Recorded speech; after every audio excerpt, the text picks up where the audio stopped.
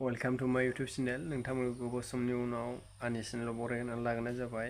दासान्दि माने देहाया एसे दुरबलनि थाखाय आं नोंथांमोननि सिगाङाव फैयाखै बा भिडिअबो मोनसे आपल'ड होआखै आरोना।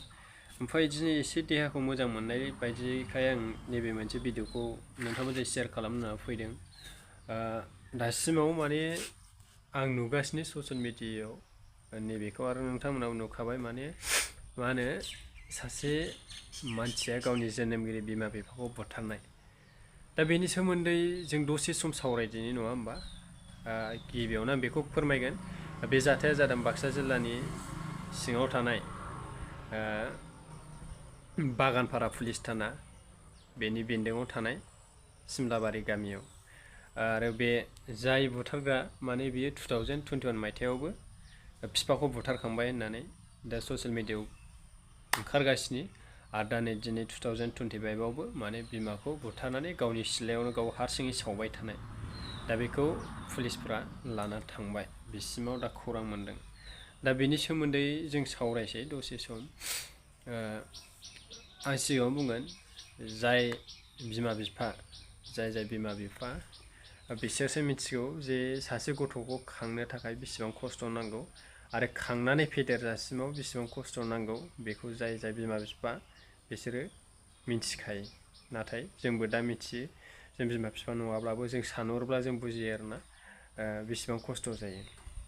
बाय दा वे बेफोरखौ मिथिजोबखायो बयबो। दा आं बेनि सोमोन्दै बारा बुंला। दा नैबेखौसो बुंगोन आं। जेनेबा न'खराव दावराव दावसि जाया नङा जायो। बयनियावबो न'खराव दावराव दावसिया जाखायो। एखमबा फैसा थाखानि, एखमबा जानाय लोंनाय, एखमबा थांलाय फैलाय बा माबा मोनसे एक्सेट्रानि थाखाय दावराव जाखायो। नाथाय दावराव जाबानो जे बेफोरबायदि खालामनांगौ बेबो नङा आरोना।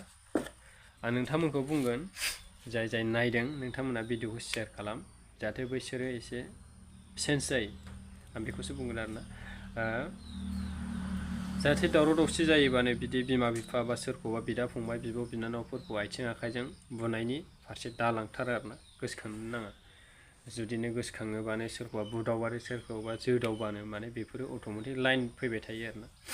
दा बेनिखायनो जा हायो खुगाजों बु, जा हायो खुगाजों राय आरोना। खिन्थु आथिं आखाइजों थांनो नाङा। दा आं बेखौ डाइरेक्टलि बुंनोबो थाङा।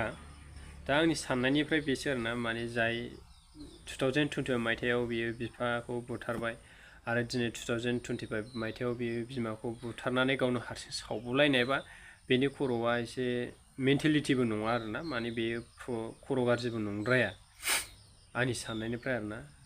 जुदि बुथारलायनो हानानै बे सावलायनो हानाय मोनसे केपासिटि खालामदों बियो बन थन लायलायनानै। दा बियो माने गावनि खर'आ मोजाङै दं। जानो हागौ बे माबा मोनसे बिदोंमोन बिमानाव बा माबा मोनसे जादों बे बिमाजों। दा बेनिखायनो दिनै बेफोरबायदि जादों आरोना। स' बेखौ पुलिसाव लांबाय होननानै दासिमाव खौरां मोनबाय। दासिमाव गामिनि रायजो राजा बा ओनसोलनि रायजो राजाफोरनाव मोनसे साननो गोनां जाना फैबाय आरोना।